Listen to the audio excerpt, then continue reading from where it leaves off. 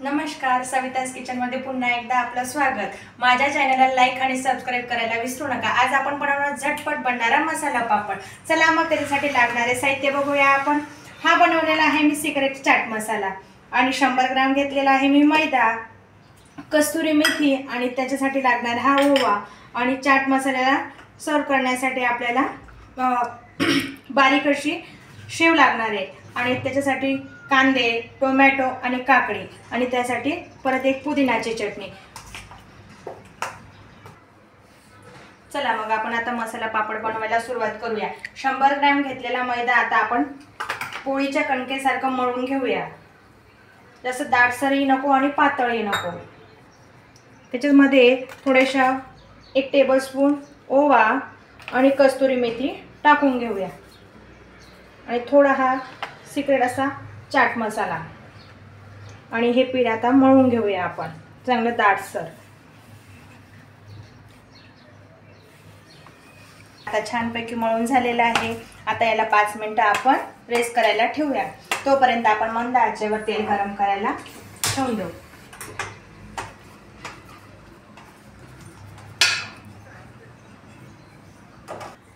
चला झालेत आता 5 मिनिटं। आता आपण मस्तपैकी पातळसर पोळी बनवून घेऊया। हाय, पातळसर मस्त पोळी अशी लाटून घेऊया। एकदम पातळ म्हणजे कुरकुरीत होईल असा आपल्याला आपण हॉटेलमध्ये खातो ना तसा मसाला पापड छान कुरकुरीत आणि क्रिस्पी लागेल असा आमच्या दादाचा छोट्या दादाचा फेवरेट असा मसाला पापड। हाय, चला झाली आता अशी मस्त पातळसर लाटून झालेली बघा। अशी पातळसर लाटून घ्यायची आणि काटेरी स्पूनने त्याला सगळ्या ठिकाणी अशी डॉट डॉट रांगोळी काढून घ्यायची। छान पैकी डॉट डॉटची रांगोळी म्हणजे ती फुगणार नाही, क्रिस्पी होईल आणि छान पैकी तिच्यावर मस्त मस्त बोलून येते बघा।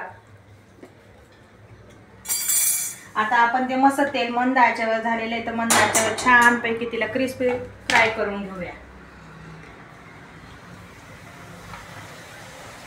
आणि तिला असं बाउलचा आकार यायला पाहिजे म्हणून हे झारा असा बाउल सारखा फिरवायचा। हे बघा छान झालं ना कटोरीच्या आकाराची।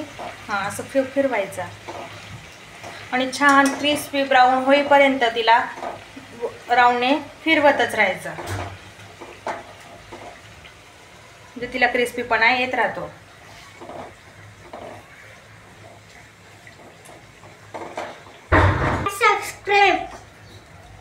मस्तपैकी ब्राऊन होईपर्यंत तिला असं फिरवतच राहा।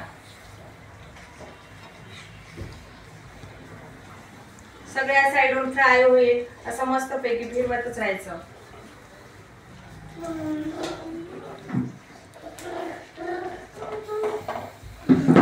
मंद आचेवर फ्राय केल्यावर मस्त क्रिस्पी लागतो तो।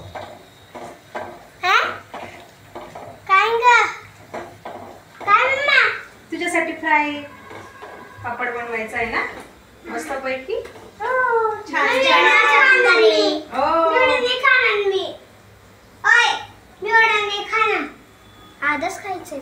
आता छानपैकी सगळीकडून क्रिस्पी झालेला आहे। आता आपण तो पापड काढून घेऊया।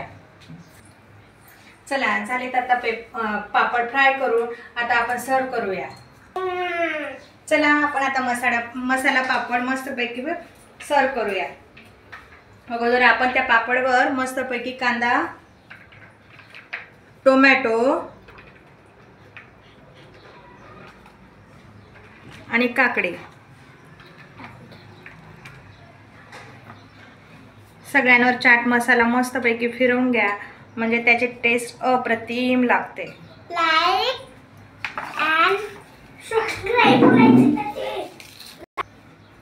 सगळीकडून मस्तपैकी शेव टाकून घेऊया। शेव टाकून झाल्यावर पुन्हा एकदा चाट मसाल्याचा हात फिरवून घ्या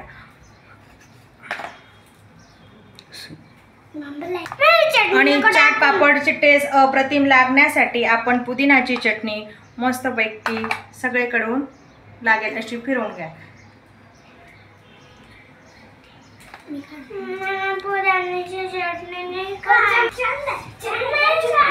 डिश इज रेडी। चला प्लेट झाली रेडी. चला शिव सिद्धू मसाला पापड कसा झालाय टेस्ट करून बघा बरं. सांगा सांगा पटकन. सगळ्यांनी सविताज किचनला लाईक सबस्क्राईब करा आणि बेल आयकॉनला प्रेस करा.